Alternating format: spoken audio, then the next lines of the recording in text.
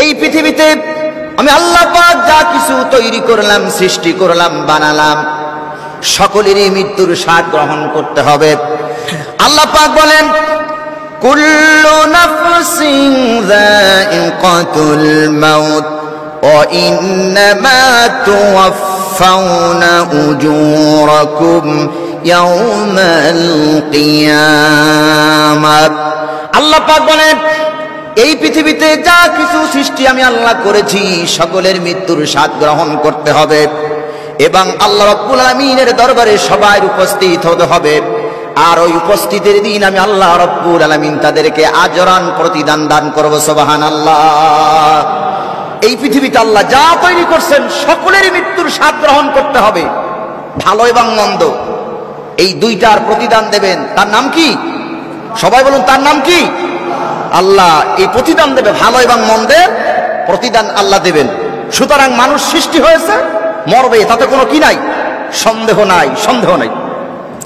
সম্মানিত সুদীপ, এই পৃথিবীর মানুষ অহংকার যত করুক না কেন, তাকব্বুরি যত করুক না কেন, মৃত্যু তাকে পাকড়াও করবেই করবে, মৃত্যু তারে ধরবে। এই পৃথিবীতে রাজা বাদশা কেউ থাকতে পারে নাই, ধনী বলেন, গরিব বলেন, আমির বলেন, ফকির বলেন, কেউ পৃথিবীতে থাকতে পারবে না। এটা থাকার জায়গা নয়, এটা হলো অস্থায়ী। স্থায়ী জায়গার নাম হলো পরকাল। আল্লাহ পাক সুন্দর করে বলেন, কুল ইন্নাল মাউতাল্লাযী তাফিররুনা মিনহু ফাইন্নাহু মুলাকীকুম। হে নবী, আপনি বলুন, তোমরা যেই মৃত্যু থেকে পালায়ন করতেছো, মৃত্যু থেকে তোমরা পালায়ন করতেছো, শোনো, এই মৃত্যু তোমাকে পাকড়াও করবে। ফাইন্নাহু মুলাকীকুম, মৃত্যু তোমাকে ধরবেই ধরবে, মৃত্যু তোমাকে সাক্ষাৎ করবে, মৃত্যু তোমাকে ধরবে, তাতে কোনো সন্দেহ নাই। আল্লাহ পাক বলে, এই মৃত্যুর ভয়ে তুমি যদি পালাও, মৃত্যুর ভয়ে তুমি যদি পালাও, কোথাও পালাইতে পারবে না, কারণ তুমি যেখানে পালাবে সেখানেই আমি আল্লাহ রাব্বুল আলামিনের অস্তিত্ব। জোরে কান সুবহানাল্লাহ।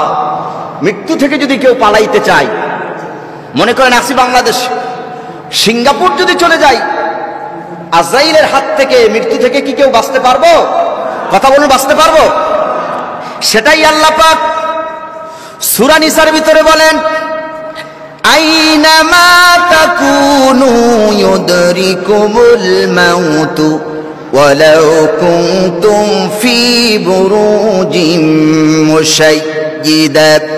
তোমরা যেখানে থাকো না কেন, আকাশ পানে লাগিয়ে সিঁড়ি পালাও, সেথায়ও যদি মৃত্যু তোমাকে ধরবেই ধরবে, অথবা সিন্ধুকের ভিতরে যদি লুকাও, সেখানে গিয়েও তোমাকে আজরাইল পাকড়াও করবে, ধরবে। তুমি যদি আকাশ পানে লাগিয়ে সিঁড়ি সেখানেও যদি পালাও, সেখানে গিয়েও আজরাইল তোমার জান কবজ করবে। সুতরাং মৃত্যু থেকে তুমি যেথায় পালাইতে চাও না কেন, মৃত্যু অবশ্যই তোমাকে ধরবেই ধরবে, তাতে কোনো সন্দেহ নাই। আছে নাকি? আমি আজকে বাংলাদেশে আছি, মৃত্যুর ভয়ে যদি অস্ট্রেলিয়া গিয়ে পালাই, সেখানে আজরাইল ধরতে পারবে না? কতক্ষণ পারবে কিনা? পারবে। সুতরাং এই পৃথিবীতে যা কিছু আল্লাহ তৈরি করছেন সব কিছু শেষ হয়ে যাবেন, সবার মৃত্যু হবে, এই পৃথিবীর উপরে পরিসমাপ্তি ঘটবে। থাকবেন একজন, তিনি কে? কতক্ষণ থাকবে কে? হালাকানি সুলতানিয়া। লক্ষ্য করুন, এই পৃথিবীর যত অহংকারী ছিল, ধন সম্পদ কোনো কাজে আসবে না, একদিন সব শেষ হয়ে যাবে। যখন এই দুই চোখ আপনার আবার বন্ধ হয়ে যাবে, প্রাণ পাখি যেদিন উড়ে যাবে, এত নাম আমার, এত সুনাম, এত অহংকার, এত তাকব্বুরি, চোখ বন্ধ হওয়ার সাথে সাথে মসজিদের মাইক থেকে একটা এলান হবে, মৃত্যু লাশ। কি হবে? মৃত্যু লাশ। শুধু লক্ষ্য করুন, এই পৃথিবীতে থাকার জায়গা নয়, সকলের একদিন চলে যেতে হবে, সকলের মরতে হবে। এই মানুষের মৃত্যু হলো দুই প্রকার। মানুষের মৃত্যু হলো দুই প্রকার, একটা হলো মুমিনদের মৃত্যু, আর একটা হলো বেঈমান কাফেরদের মৃত্যু। দুই ধরনের মানুষের দুই রকম মৃত্যু, একরকম মৃত্যু নয়। মুমিন ব্যক্তির মৃত্যু হয় একরকম, আর কাফেরদের মৃত্যু হয় একরকম। মুমিন ব্যক্তির যখন হায়াত শেষ হয়ে যায়, হায়াত হয়ে যাওয়ার পর আল্লাহ পাকের আদেশে মালাকুল মউত হযরতে আজরাইল আসেন। শুধু তিনি একা আসেন না, আজরাইলের সঙ্গে অসংখ্য রহমতের ফেরেশতারা আজরাইলের সঙ্গে এসে যায়। মৃত্যু ব্যক্তির মাথার সামনে এসে বসে যায়। ছোট্ট এক টুকরা কাপড়, সুগন্ধিযুক্ত সুঘ্রাণযুক্ত একটা কাপড় নিয়ে মালাকুল মউত আজরাইল এসে যায় মোমেন ব্যক্তিদের জান কবজ করার জন্য, রূহ নেওয়ার জন্য। মোমেন ব্যক্তির মাথার সামনে দাঁড়ায়া অথবা মাথার সামনে এসে মালাকুল মউত আজরাইল বলে, ইয়া আইয়াতুহান নাফসুল মুতমাইন্না তুরজিই ইলা রাব্বিকি রাদিয়াতাম মারদিয়া ফাদখুলি ফি ইবাদি ওয়াদখুলি জান্নাতি। মুমিন ব্যক্তির মাথার সামনে এসে বলেন, ইয়া আইয়াতুহান নাফসুল মুতমাইন্না, হে পরিশুদ্ধ আত্মা, পূত পবিত্র আত্মা, তুমি তোমার রবের সন্তুষ্টির জন্য আল্লাহর দিকে বেরিয়ে আসো। সুবহানাল্লাহ বলেন। এটা কাদের আত্মা? মুমিন ব্যক্তিদের আত্মা। এটা কিভাবে কবজ হয় লক্ষ্য করুন।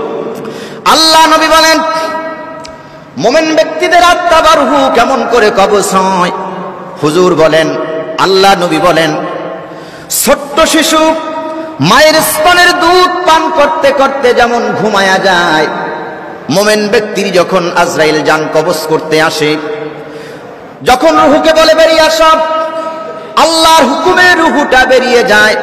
ছোট্ট দুগ্ধ পুষ্প শিশু যেমন মায়ের কোলে ঘুমায়া যায়, মুমিন ব্যক্তি ঠিক ওই রকম করে ঘুমিয়া দুনিয়া থেকে বিদায় হয়ে যায়। সুবহানাল্লাহ বলেন। আমরা এই মৃত্যু চাই কিনা? কতক্ষণ এই মৃত্যু চাই কিনা? আল্লাহ আমাদের মুমিনদের মৃত্যু দান করুক। সবাই বলি আমিন। আরো জোরে বলি আমিন। বৎকারের মৃত্যু কেমন হয়?